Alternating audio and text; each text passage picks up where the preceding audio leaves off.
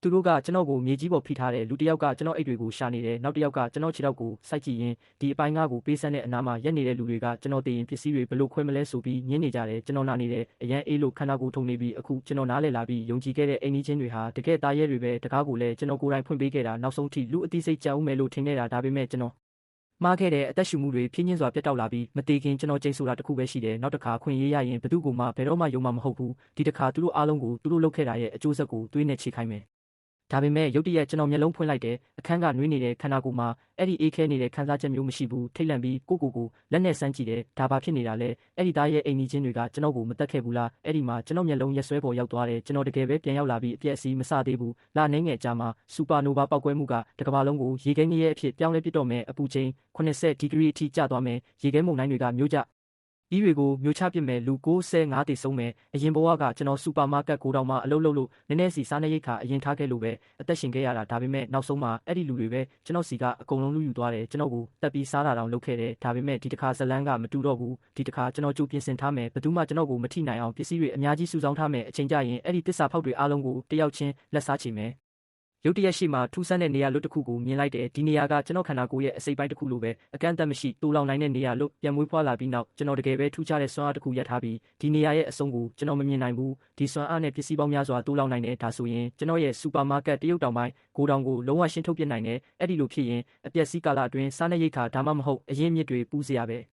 တော့မှမရှိတော့ဘူးဒါပေမဲ့အဲ့ဒီမတိုင်ခင်ကျွန်တော်လည်းအများကြီးပြင်ဆင်ရအောင်မယ်ဘာဖြစ်လာမယ်ဆိုတာကျွန်တော်သိထားလို့ပဲရေခဲဘေးဆိုးစတင်တာနဲ့တကဘာလုံးရဲ့စီးပွားရေးစနစ်ပြိုလဲမယ်ပတ်စံဆိုတာအသုံးမဝင်တဲ့စာရွက်တွေဖြစ်သွားမယ်ဒါကြောင့်အခုကျွန်တော်တက်နိုင်သမျှပတ်စံတွေစုဆောင်းနေတယ်အွန်လိုင်းချင်းငွေအတိုင်းကနေပတ်စံတွေထုတ်ပြီးအခုကျွန်တော်စီမှာ300ကျော်ရှိနေပြီဒါပေမဲ့ဒါတွေကုန်အသုံးပြုဖို့ရက်အနည်းငယ်ပဲကျန်တော့တ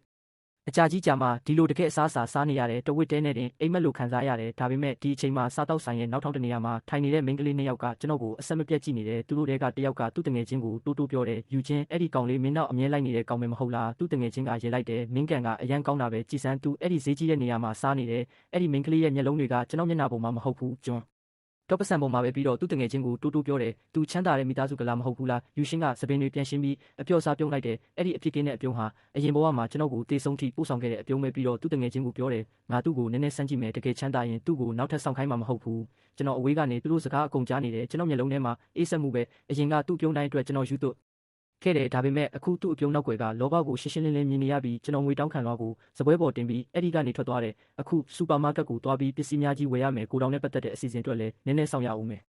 ်လမ်းပေါ်မှာကျွန်တော်ဆက်သွားနေတော့နောက်ကနေသူ့အတန်ကိုကြားလိုက်ရတယ်။အိုဂျန်ကီမင်းပဲသွားတာလဲကျွန်တော်ချက်ချင်းရက်လိုက်တယ်ပြီးတော့ဖြင်းချင်းစွာနောက်ပြန်လှည့်လိုက်တယ်သူ့ကိုမြင်တာနဲ့ကျွန်တော်မျက်လုံးထဲကိုအေးဆက်တဲ့အမုန်းတရားတွေဝင်လာတယ်သူကယူရှင်ပဲမျက်နှာပေါ်မှာအဲ့ဒီအတိုင်းအပြောင်ရောင်ဖြစ်ကင်းမှုအတန်ထဲမှာအဲ့ဒီအတိုင်းချုံမြင်မှုဒါပေမဲ့အရင်ဘဝမှာဒီမိန်းကလေးပဲလူတွေကိုလှုပ်ဆော်ပြီးကျွန်တော်နံရိုးတွေကျိုးအောင်လှုပ်ခိုင်းခဲ့တာကျွန်တော်ကောင်းကောင်းမှတ်မိတယ်အဲ့ဒီအချိန်မှာကျွန်တော်အုံနောက်ထဲကိုအဲ့ဒီရေခဲညကပြန်ဝင်လာတယ်ကျွန်တော်မြေကြီးပေါ်မှာလဲနေပြီးနာကျင်မှုနဲ့អော်နေတဲ့အဲ့ဒီမိန်းကလေးကကျွန်တော်အပေါ်မှာရက်ပြီးရဲနေတယ်ကျွန်တော်လက်တွေအလိုလိုတင်းလာတဲ့စိတ်ထဲမှာသူ့ကိုပြောလိုက်တယ်ဒီတစ်ခါမင်းကိုဒီလောက်လွယ်မသေးခွင့်ပေးဘူးဒါပေမဲ့အပြင်ပန်းကတော့အပြော့စာပြုံးပြီးသူ့ကိုပြောလိုက်တယ်စူပါမားကတ်ကိုသွားမှာပါပစ္စည်းနည်းနည်းဝယ်ရမယ်ဒါကိုကြားတာနဲ့သူ့မျက်လုံးတွေတောက်ပလာတယ်ပြီးတော့ချက်ချင်းပြောတယ်တကယ်လားသိကောင်းတဲ့တိုက်ဆိုင်မှုပ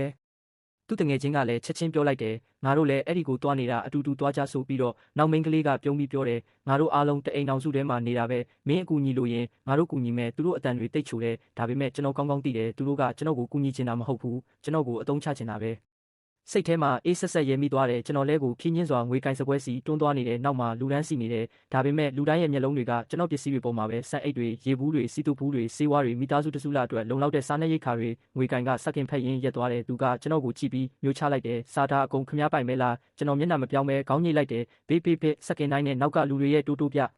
ြသောတန်တွေကျလာတဲ့မိန်းကလေးတစ်ယောက်ကသူ့တငယ်ချင်းကိုတိုးပြောတယ်ဖះရည်ဒါအနည်းဆုံး10,000ကျော်တန်ပဲသူ့တငယ်ချင်းကကျွန်တော်ကိုစိုက်ကြည့်ရင်ပြုံးတယ်ကြည်စံပေးချေတော့မျက်ခွန်တောင်မိတ်မသွားဘူးတကယ်ချမ်းသာတဲ့မျိုးဆက်လို့ထင်ရတယ်ကျွန်တော်ကပ်ပြားကိုဆက်ပေါ်တင်လိုက်တယ်ငွေပေးချေမှုချက်ချင်းအောင်မြင်သွားတယ်သူတို့မျက်လုံးတွေရဲ့တောက်ပမှုကပိုတိုးလာတယ်အဲ့ဒီမိန်းကလေးကရုတ်တရက်ကျွန်တော်နားကိုလာပြီးလှဲတဲ့ကိုငုံကြည့်တယ်ဂျန်ကီမင်းဒီလောက်အစားအစာဘာလို့ဝယ်တာလဲကျွန်တော်သူ့ကိုကြည့်လိုက်တယ်မျက်နှာပေါ်မှာအပြစ်ကင်းမှုဒါပေမဲ့ကျွန်တော်သိတယ်ဒါအယောင်ပဲအရင်ဘဝမှာဒီလူတွေပဲပထမဆုံးကျွန်တော်အိမ်ကိုဝင်တာဒီလူတွေပဲကျွန်တော်အလောင်းနားမှာရက်ပြီးကျွန်တော်အသားကိုဘလို့ခွဲမလဲညင်းနေတာရင်ဘတ်ထဲမှာအေးဆက်တဲ့ဒေါသတွေတက်လာတယ်ဒါပေမဲ့အပြင်ပန်းကတော့အပြော့စားပြုံးလိုက်တယ်ဘယ်သူသိမလဲလို့ကျွန်တော်တိုးပြောတယ်ကဘာကြီးပြတ်သွားရင်ပေါ့သူကကြဲရဲလိုက်တယ်ကဘာကြီးပြတ်တာကျေးဇူးပြုပြီးဒီလိုဟာတမလုံနဲ့သူ့တငယ်ချင်းလဲ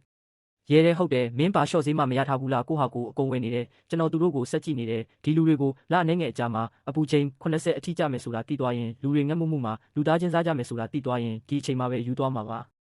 အဲ့ဒီမိန်းကလေးကရုတ်တရက်ကျွန်တော်လက်ကိုဆွဲကင်လိုက်တယ်ပြုံးပြီးပြောတယ်ဒီနေ့မင်းကိုငါဒီလောက်ကူညီပေးထားတယ်အပြန်လန်အနေနဲ့ညစာဧည့်ခံတင်တယ်မလားသူတငယ်ချင်းကချက်ချင်းပြောလိုက်တယ်ဟုတ်တယ်မင်းမကြခဏသွားတယ်ဈေးကြီးတဲ့စားတောက်ဆိုင်ကိုပဲသွားကြစို့ကျွန်တော်လဲကိုကင်ပြီးရှေ့ဆက်သွားတယ်နောက်ကနေအဲ့ဒီမိန်းကလေးကအတန်ပေးတယ်ဒါဆိုညစာတေချာပေါက်နော်ကျွန်တော်နောက်မလဲပဲအဖြေပေးလိုက်တယ်နောက်လာဒါပေမဲ့ကျွန်တော်မျက်နှာပေါ်မှာဖြင်းညင်းစွာအေးဆက်တဲ့အပြုံးပြန့်နှံ့သွားတယ်ဘာလို့လဲဆိုတော့နောက်လာဆိုရင်ဒီကဘာကြီးတစ်ခုလုံးငရဲဖြစ်နေပြီဆိုတာကျွန်တော်သိတယ်ကျွန်တော်ပစ္စည်းတွေနဲ့အဆောက်အဦစီပြန်လာတဲ့အောက်မှာရက်နေတဲ့လူတွေကကျွန်တော်အိတ်တွေကိုကြည့်ပြီးတိုးတိုးပြောနေကြတယ်တယောက်ကဒီလောက်ပစ္စည်းတွေဘယ်သူဝယ်တာလဲတဲ့တယောက်ကကျွန်တော်ကိုစိုက်ကြည့်နေတယ်ကျွန်တော်တခုခုဖုံးကွယ်ထားတယ်လို့ပဲဒါပေမဲ့ကျွန်တော်သူတို့ဂရုမစိုက်ဘူးနောင်လာမိရက်တွေမှာဒီပစ္စည်းတွေဟာအဖိုးတန်ဆုံးအရာတွေဖြစ်လာတော့မယ်ဆိုတာကျွန်တော်သိတယ်ဒီအချိန်မှာရှေ့မှာလီမာကိုမြင်လိုက်ရတယ်ဒီမိမကအမြဲတမ်းသူများကိုအတုံးချဖို့အခွင့်အရေးရှာနေတယ်အရင်ဘဝမှာအပြက်စီးစပြပြီးတာနဲ့သူကအိမ်ကြီးချင်းတွေရဲ့အစားအစာတွေခိုးတယ်နောက်ဆုံးမှလူတွေကသူ့ကိုရိုက်နှက်ပြီးတက်ခဲ့တယ်သူကျွန်တော်အိတ်တွေကိုကြည့်ရင်အနားကိုလာပြီးရဲရင်ပြောတယ်အိုးဂျန်ကီငယ်ဒီလောက်ပစ္စည်းတွေတယောက်တည်းဘာလို့မှလဲတဝက်ငါ့ကိုပေးစမ်းကျွန်တော်သူ့ကိုကြည့်ရင်စိတ်ထဲမှာရဲမိတယ်သူကျွန်တော်ကိုအရင်လိုပဲဖြောက်မတ်တဲ့လူလိုထင်နေတော့မယ်တည်ငြိမ်တဲ့အတန်နဲ့ပြောလိုက်တယ်မဟုတ်ဘူးဒါအကုန်ကိုယ်တိုင်စားမှာဒီအချိန်မှာသူ့သားကကျွန်တော်အိတ်ထဲကချောကလက်တစ်ချောင်းထုတ်လိုက်တယ်ကျွန်းတော်ချက်ချင်းသူ့လက်ထဲကချောကလက်ကိုပြန်ယူလိုက်တယ်ကလေးကကြဲကြဲငိုတယ်လီမာကချက်ချင်းဒေါသနဲ့ပြောတယ်မင်းယူနေလားကလေးစီကနေချောကလက်လူနေတယ်ကျွန်တော်အေးဆက်တဲ့မျက်နှာနဲ့အဖြေပေးလိုက်တယ်စားချင်ရင်ကိုဟာကိုသွားဝယ်စားအနားမှာရက်နေတဲ့အဖွားအိုတယောက်ကကျွန်တော်ကိုစိုက်ကြည့်ရင်ပြောတယ်ချောကလက်တစ်ချောင်းပဲကလေးကိုပေးလိုက်စမ်းကျွန်တော်သူတို့ကိုကြည့်ပြီးစိတ်ထဲမှာတွေးမိတယ်မင်းတို့ငတ်မှုမှုရဲ့တကယ်တမ်းမိုးကိုအခုမသိသေးဘူးရက်အနေငယ်အတွင်းလူတွေကအစားအစာအတွက်တယောက်လက်တယောက်လဲချောင်းဖြတ်ကြလိုက်မယ်ကျွန်တော်ညှင်းခုန်မနေပဲအဆောက်အဦတွေကိုတန်းဝင်သွားတယ်နောက်ကနေလီမာရဲ့အတန်ကြားနေရတော့မယ်သူကလူတွေကိုကျွန်တော်အကြောင်းအကုန်ပြောနေတယ်တချို့ကကျွန်တော်အမားလို့ခေါင်းငိတ်နေကြတယ်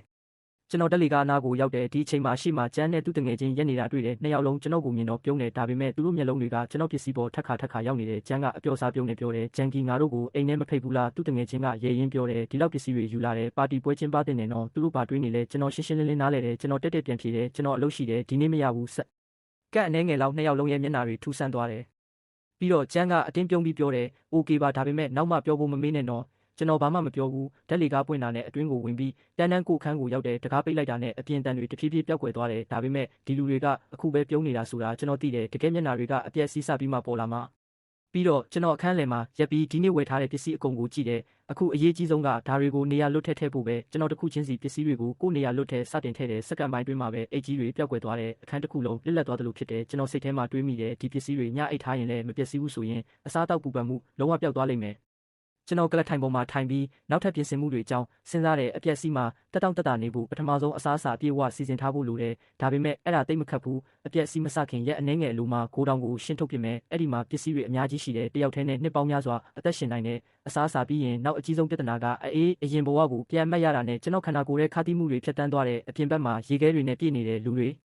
အေးတန်နဲ့တုံနေတဲ့လူအများကြီးအိပ်ပျော်ရင်းတည်သွားတယ်ကျွန်တော်အခန်းတစ်ဝိုက်မျက်လုံးနဲ့ကြည့်တယ်မဟုတ်ဘူးဒီတစ်ခါဒီလိုမဖြစ်ရဘူးလို့ကိုတိုးတိုးပြောတယ်ပထမဆုံးအပူပေးစနစ်စီစဉ်ရမယ်ကျွန်တော်အုံနောက်ထဲကိုမိဖို့တလုံးရဲ့ပုံရိပ်ချက်ချင်းဝင်လာတယ်အိမ်မှာကောင်းတဲ့မိဖို့တလုံးသွင်းပြီးအထူးကြီးကာယံထားရင်အပြင်ဘက်ဘလောက်ပဲရေခဲကြအတွင်းမှာနှွေးနေမယ်ဒါပေမဲ့ကာယံချင်းဆိုတာအိမ်တလုံးလုံးပြန်မိုးမှန်ရမယ်လို့ဆိုလိုတဲ့နေရန်တွေကိုကြည်ရင်စဉ်းစားတယ်အလောက်ကြပြီးတယ်ဒါပေမဲ့လောက်ရမှာပဲဘာလို့လဲဆိုတော့ဒီတစ်ခါကျွန်တော်အသက်ရှင်ရုံနဲ့မလုံလောက်ဘူးကြံတဲ့သူတွေထက်ကိုကောင်းကောင်းနေချင်တယ်ကျွန်တော်ဆုံးဖြတ်ပြီးအိမ်ပြင်ရမယ်ဆိုရင်ဒီအိမ်တစ်လုံးလုံးတန်ခမ်းတက်ဖြစ်အောင်လုပ်မယ်ဒီတစ်ခါကျွန်တော်နောက်တစ်ခါမသေးချင်ဘူးလုံးဝမသေးချင်ဘူးအခန်းကိုကြည့်ရင်စဉ်းစားတယ်နေရန်တွေခိုင်ခန့်အောင်လုပ်ရမယ်သတင်းပေါက်တွေပေါ်တံမဏိကလန့်ကာတွေတက်ရမယ်အပြင်ကလူအတွင်းကိုမဝင်နိုင်အောင်အစားအစာစီစဉ်တာလွယ်တဲ့ဆေးဝါးတွေလည်းကိုတောင်ကနေရမယ်ကြံတဲ့ပစ္စည်းတွေကိုပတ်စံနဲ့ဝယ်လို့ရတယ်ဒါပေမဲ့တကယ်ပြဿနာကတခုပဲလက်နဲ့ကျွန်တော်တိုးရေရွတ်တယ်ပစိန်တန်တူဓာတ်ရှည်ဓာတ်တွေအကုန်အလွယ်တကူရမယ်ပြီးတော့ကျွန်တော်မျက်နှာပေါ်မှာအလေးနဲ့ထားမှုဝင်လာတယ်လေးလေတနက်ဒူးလေးဓာတ်တွေလည်းရှာနိုင်တယ်ဒါပေမဲ့တနက်ကျွန်တော်အုံနောက်ထဲကိုအရင်ဘဝရဲ့ပုံရိပ်တွေပြန်ဝင်လာတယ်အော်ဟစ်နေတဲ့လူတွေလူရက်မှုတွေးကျွန်တော်သွားတွေကြိတ်လိုက်တဲ့အပြက်စီးထဲမှာတကယ်ဘရင်တွေကလက်နက်ကြီးတွေပဲ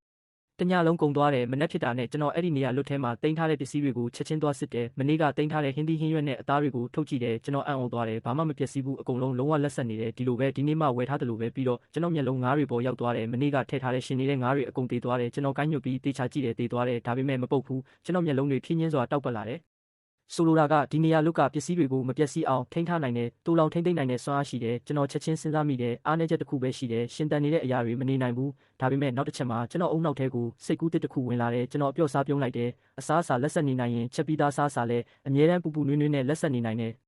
ကျွ ကျွန်တော်ဖုန်းကောက်ပြီးဟိုတယ်ကြီးတစ်ခုရဲ့နံပါတ်ကိုခေါ်တယ်လိုင်းဆက်တာနဲ့ကျွမ်းကျင်တဲ့အမျိုးသားမန်နေဂျာတယောက်ရဲ့အတန်ကြားရတယ်မင်္ဂလာပါစာဒါဟောင်ဖူတယ်ရှာဟိုတယ်ပါဘာကူညီရမလဲပြောပါကျွန်တော်မရက်ပဲတက်တက်ပြောလိုက်တယ်ကျွန်တော်စပွဲ900အတွက်အထက်တန်းဆုံးအစားအစာကြိုးမထားခြင်းနဲ့လိုင်းပေါ်မှာခဏတိတ်ဆိတ်သွားတယ်ပြီးတော့အဲ့ဒီလူရဲ့အတန်နည်းနည်းနေသွားတယ်စာခမရစပွဲ900လို့ပြောလာကျွန်တော်အေးဆေးပေမဲ့ခိုင်မာတဲ့အတန်နဲ့ပြန်ဖြေတယ်ဟုတ်တယ်စပွဲ900ကို2ရက်အတွင်းအစင်သင့်လို့တယ်သူကအသက်ပြင်းပြင်းရှူလိုက်တယ်စာဒီအမှားစာကအရန်ကြီးတယ်ကုန်ကြစရိတ်ကတင်းချီသွားနိုင်တယ်ကျွန်တော်မတွန့်ဆုတ်ပဲပြောတယ်ပတ်စံကိုစိတ်မပူနဲ့အကောင့်ပို့ဆန်းချက်ချင်းအရန်ငွေလွှဲပေးမယ်အခုတစ်ဖက်မှာချက်ချင်းဆူညံသွားတယ်မန်နေဂျာရဲ့အတန်မြန်သွားတယ်โอเคပါစာခမရ8သိန်းအရန်ငွေလွှဲပေးရင်ကျွန်တော်တို့ချက်ချင်းပြင်ဆင်မယ်ကျွန်တော်အေးဆက်တဲ့လေထဲမှာစာကြောင်းတစ်ကြောင်းပဲပြောလိုက်တယ်အကောင့်ပို့ဆန်းအဲ့ဒီအချိန်မှာပဲဟိုတယ်အတွင်းမှာရှုပ်ထွေးမှုတော့ဖြစ်လာတယ်တယောက်ရဲ့အတန်ကြားရတယ်ဒီလောက်ကြီးတဲ့အမှားစာကို2ရက်အတွင်းဘလို့ပြီးမှလဲမန်နေဂျာကကြက်ကြက်အမိန့်ပေးတယ်မေကုန်းထုတ်เสียမလို့ဘူးလူတိုင်းအလုပ်ချက်ချင်းစင်ကြဒီအမှားစာဘလို့ပဲဖြစ်ဖြစ်ပြီးအောင်လုပ်ရမယ်ကျွန်တော်မိဘအိမ်ကိုပေါင်နှံထားပြီးအခုကျွန်တော်လက်ထဲမှာ9သိန်းလောက်ပဲကျန်တယ်လမ်းပေါ်မှာရက်ပြီးစဉ်းစားတယ်အိမ်ပြန်စင်တာပြီးမဲ့ဒါပေမဲ့စေဝါတွေလက်နက်တွေဒါမှမဟုတ်ပတ်စံမလုံလောက်ဘူးကျွန်တော်လက်ပြီးတင်းလာပြီးဘလို့ပဲဖြစ်ဖြစ်ပတ်စံလိုတယ်ဒီအချိန်မှာနောက်ကနေအတန်တစ်ခုကြားရတယ်အိုးညီပတ်စံလိုတာလားကျွန်တော်လက်ကြည့်တယ်သူစိမ့်တယောက်ရက်နေတဲ့မျက်နှာပေါ်မှာအပြော့စားလိမ့်မာတဲ့အပြုံးကျွန်တော်မေးတယ်မင်းပဲသူလဲသူကအပြော့စားရည်တယ်ညီငါစီမှာပတ်စံရှိတယ်အတူနည်းနည်းပဲများတယ်ကျွန်တော်နားလဲသွားတယ်ဒါဆိုမင်းတို့ရေတို့ချင်းငွေ